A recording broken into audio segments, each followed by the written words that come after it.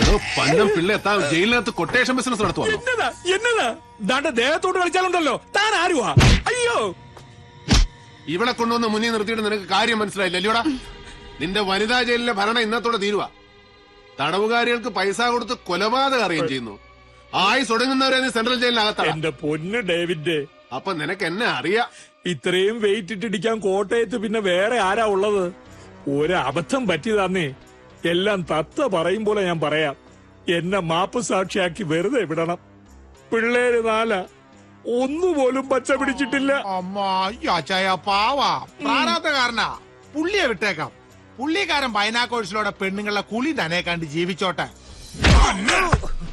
എല്ലാം ഞാൻ പറയാന്ന് പറഞ്ഞല്ലോ. പൊന്നണ്ണന്മാരെ, എന്നെ ഇനി തല്ലല്ലേ. വർഗീസ് MC പോളിന്റെ നിഴലായി നടക്കുന്ന മലങ്കരയുടെ നേതാവ്.